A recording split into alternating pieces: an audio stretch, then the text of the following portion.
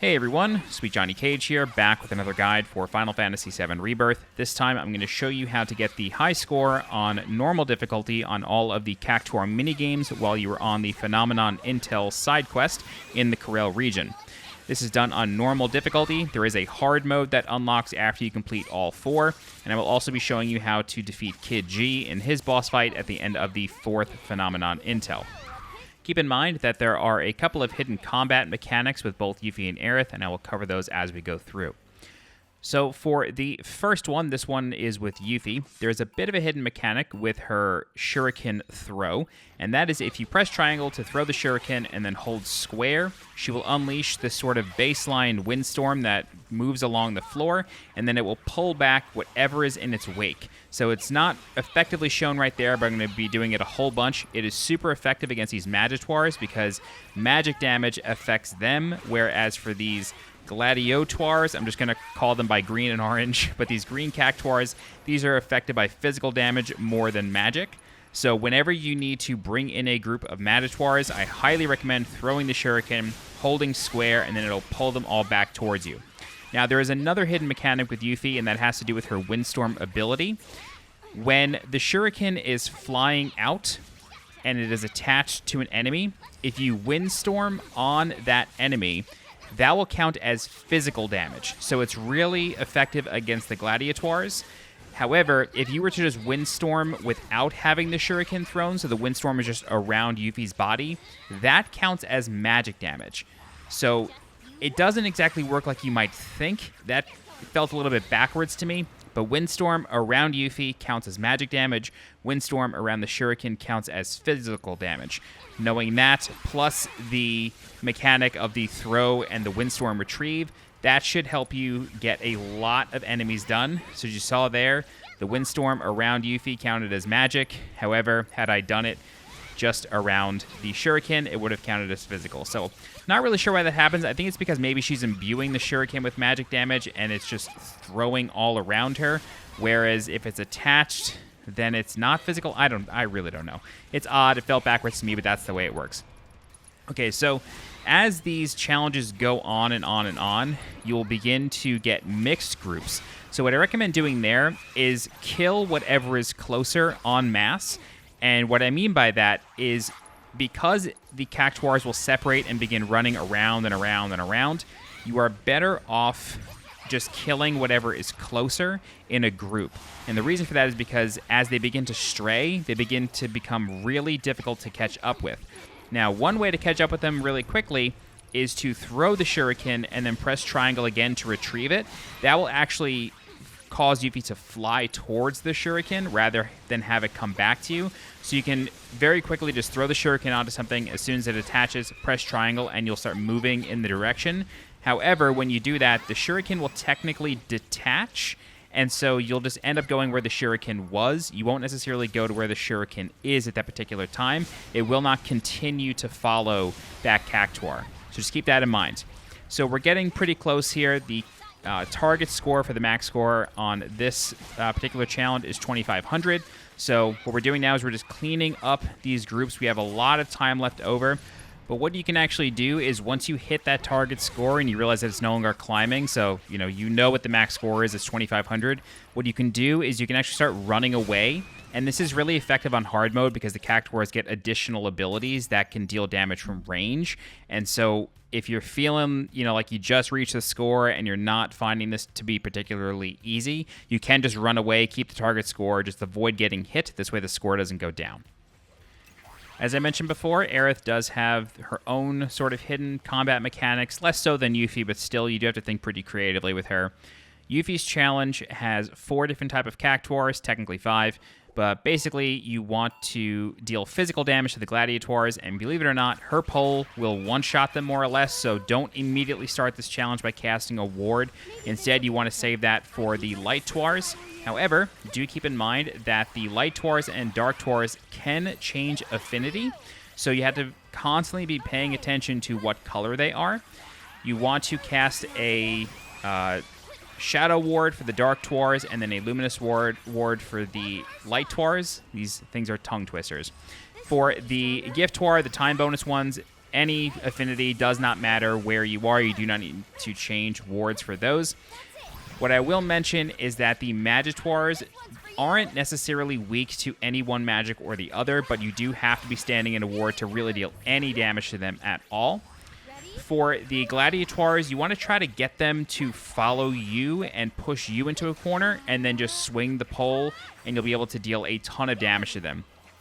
This new type of Cactuar, which is the Gigantuar, you want to avoid Earthquake. It will typically just stand in one direction. All you got to do is just move in another direction, and it will avoid you.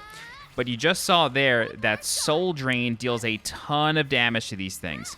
When it's getting ready to do Body Slam, you just want to move out of the way. It will pressure itself, and then you want to build ATB as quickly as possible and cast Soul Drain.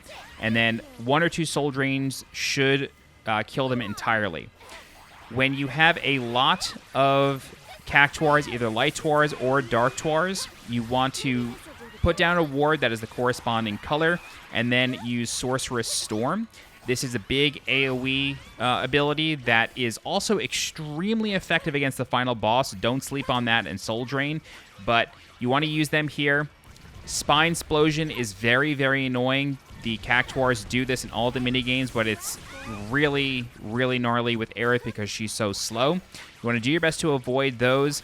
If you can, just try to keep an eye out for whenever you see Spine Splosion on your screen, and then get moving right away.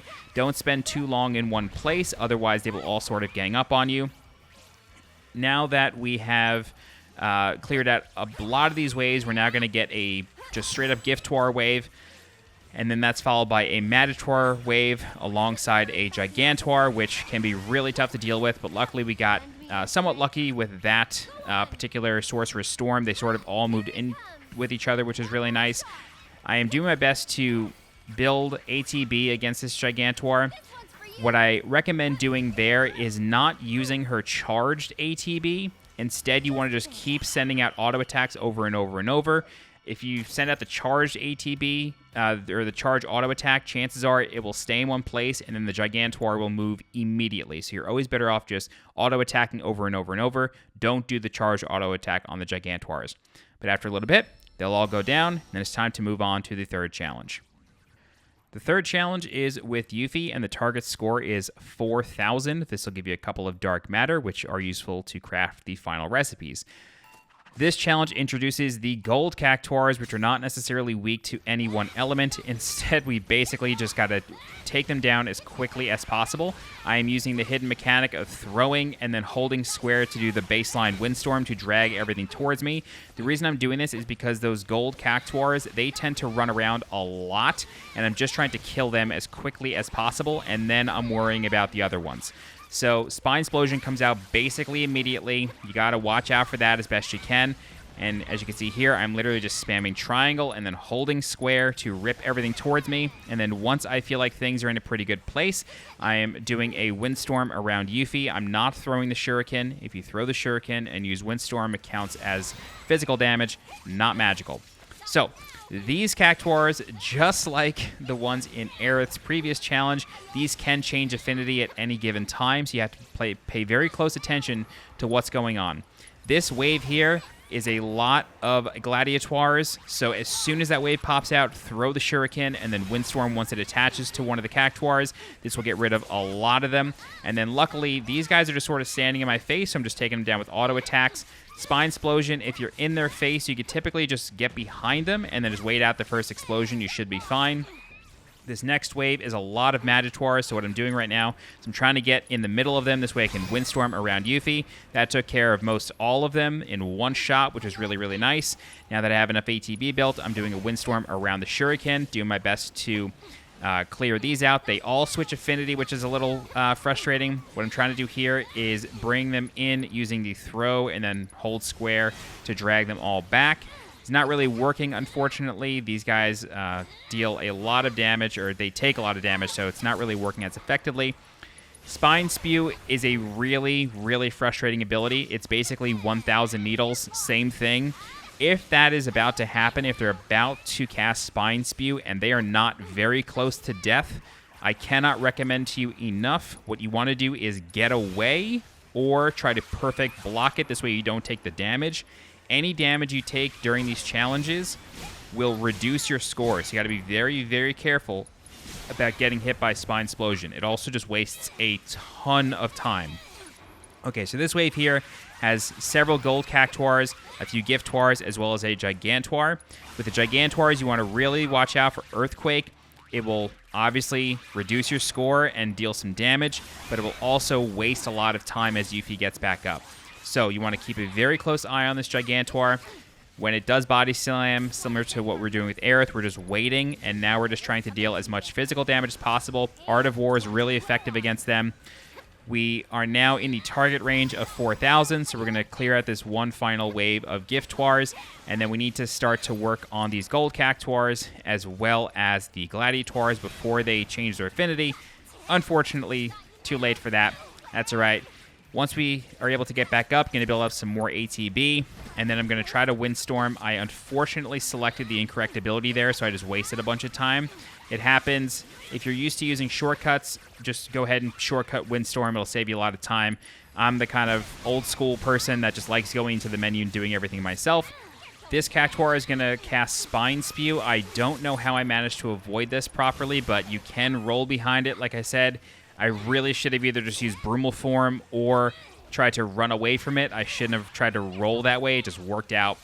In any event, we're going to clear up this wave. You can see here that I hit the target score, and I mentioned this in the first challenge, but when you hit the target score, you can just run away if you want. There's no need to go any higher. Of course, if you want to set a perfect score or try to go for a perfect score, you absolutely can, but there's no real need to do it. Luckily, I was able to cancel Spine Spew at the last second there, but I really could have just run away and been done with it. But that is challenge number 3. In the fourth and final challenge with Aerith, you start off with a wave of Lighttuars. However, these guys can change their affinity right away. Luckily, that didn't happen, but if it does happen to you, don't be ashamed to just restart it. Kind of just wastes time having to worry about their affinity changes that early on in the challenge. This second wave is Magituars with Lighttuars. Don't forget about ward shift. When you press triangle with Aerith, you will warp to whatever the nearest ward is, so just keep that in mind. That comes in handy. I always forget about it. Something else that is new to this challenge is these Cactuars can cast Mana Ward. What this means is that they are now resistant to magic damage, no matter what their affinity is. If they cast that, what I recommend doing is trying to get close to them, and then as long as you are outside of a ward, you can deal physical damage to them instead of magic damage. Luckily, I was able to just whittle this one down after the mana ward went off, but you're always better off just rushing it, and as long as you're not standing in a ward, you're okay. I'm going to do a raw Sorceress Storm here. What I really should have done was just physical attacks. It dealt some damage, but I really should have just swung the pole, and it really would have just one-shot them all, as you're about to see here. She does just enough physical damage onto these Cactuars to make them go down pretty quick. On the Gigantuars, you do want to get away, and then you can use Soul Drain on them. This is a really strong ability for her, and the quicker you can build up ATB, the more Soul Drains you could do.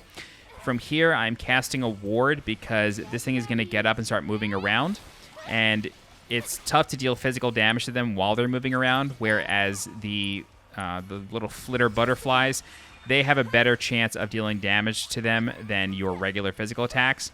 You can look out for charge. Typically, they will run away before they cast that. For body slam, always just back up as best you can. And then I'm going to try to deal the rest in physical damage. This way I can just build up to a soul drain. I don't want to waste too much time here. Luckily, I get spawned right into a puddle of Darktuars. Casting a ward, I'm able to get rid of most of these. And I was able to hit that Giftuar really fast as well. Cleaning up this wave, always watch out for their affinity changes. They can do them at any moment. It is random, so just keep that in mind. I'm going to do a Sorceress Storm right here. Not within a ward, doesn't matter, still counts as magic damage. You see that Darktuar over there, just cast Mana Ward, so we got to take care of that once we kill this guy here. Luckily, the Mana Ward wore off. I've never really seen that happen before, but it seemed to be really quick. For these guys, I'm doing a Sorceress Storm right in the middle of them just to kind of deal some damage. Again, what I should have done there was just dealt some physical damage with the pole. It always goes a lot faster. Killing that Giftuar, we get some more time. The target score on this particular challenge is 4,000, so we still have a lot of time left. We got several waves of Giftuars. You can always take your time on these Aerith challenges. The game knows that she's slow and that you're not really going to be able to deal too much damage, especially on normal difficulty. So just keep that in mind and whittle their health down. Again, soul drain on the enemies that are, the Gigantuars, whatever single target you have left. Soul drain will always deal a lot of damage to them. And then once they start moving around again, try to cast a ward. This way you can deal some range damage to them. Charge you can avoid. Unfortunately, they don't get pressured after that. That'd be kind of nice if they just hit a wall or something, but it's okay. They tend to body slam quite a lot as they are just sort of alone, so just keep that in mind. And again, Soul Drain is really effective. You'll notice before that a Soul Drain can miss. That's something that really surprised me. I thought it'd be just a hit scan sort of ability. It is not. It does have a travel time, so keep that in mind as you're using it while they are moving. Sometimes it can miss, and you can kind of get screwed out of that ATB. Luckily, however, we are able to kill this thing just in time for these Giftwars. Got another 30 seconds on the clock. That one Gigantuar takes a really long time. And again, what I should have done is just like here, just start off doing physical damage, and you'll be able to deal a lot more. Okay, so we got a couple of these guys with mana wards, so I'm just going to chase after them. This does get kind of annoying, but as long as you hit them once, they will sort of get stunned for a second. They flip over, and then you can do your best to finish them up. I was luckily able to avoid that Spine Explosion just barely, but we have 4,300 points here, so it really doesn't even matter if we finish this, but we do, and that's that. All right, so that's all 4 challenges. Now it is time to move on to the Kid G boss fight. This becomes available once you complete your 4th and final challenge, and it is a bit of a doozy. However, he is easy enough to figure out and pressure, and once you are able to pressure him once, he kind of dies really quick, so just keep that in mind. All right, so we agree to spar with Kid G, and the name of this game is to just avoid his attacks as best you can. At the start of the fight, if you assess Kid G, you'll learn that dealing with his post-parry attack or his goblin beatdown will pressure him, and if you fail to stagger him after a certain amount of time, he will unleash his powerful whammo attack. So, like I said, name of the game is just avoid his attacks. What we're doing here is we are getting into our Punisher stance, and then we're just going to sort of parry some of his attacks. And the real reason we're doing this is because we want to build ATB as quickly as possible, because we want to be able to pressure him as quickly as possible. So using Focus Thrust is the way to do that. You saw there, I just sidestepped his Goblin Beatdown, and then he automatically pressured himself. So that's kind of what we're going to do the whole time. Cast Haste on the party, again, to build ATB as quickly as possible. And anytime you see him get pressured, you want to use a pressure building ability. That Sledgehammer ability right there, again, if you avoid it completely, you will then be able to pressure him. Be very careful, though, because if, for whatever reason, one of your party members knocks him up into the air, Tifa has a tendency to do this, Focus Thrust will completely miss, so you got to be very, very careful about that. When you are all bunched up, don't think that you're sort of in a good place, because you're not. He can cast Don't Think So, and that will sort of parry any of your attacks, and that can be really, really deadly. So luckily we have him fully pressured here, and so we could deal a lot of damage to him. However, this will likely take you 1 or 2 full pressures, so just keep that in mind. Use that time to heal your characters if necessary, maybe recast Haste if necessary. At this point, I'm just sort of unleashing everything I have into him. Synergy abilities tend to interrupt bosses and enemies, and this is a really good way to then build ATB with other party members. And it's also just basically free damage. So you saw there, my party members were smart enough to perfect block the Sledgehammer, and then I was able to avoid it with Cloud myself. He gets pressured, and that's it. So he does go down very quickly, but he can also kill you very quickly. So just do your best to dodge his attacks. I don't recommend attempting to perfect block them. That's just sort of a recipe for disaster, and there's really no point in learning that when dodging them does 0 damage anyway. So that's it. That's all 4 challenges on normal difficulty, as well as the Kid G boss fight. If you're looking for help on the hard mode fights, look in the description for a link to that video. That will be going up very shortly. And that's it. All right, if you have any questions, please feel free to leave a comment. I'll do my best to help you out. If you're looking for more guides for Final Fantasy VII Rebirth, please subscribe to the channel so you get alerted when new guides go live. If you're interested in supporting the channel monetarily, please consider becoming a channel member by clicking the join button below this video. You can also leave a super thanks by clicking the heart icon below this video. Don't forget to join the community Discord. The link for that is in the description below. As always, I'm SweetJohnnyCage. Thank you so much for watching, and I'll see you next time. Bye-bye.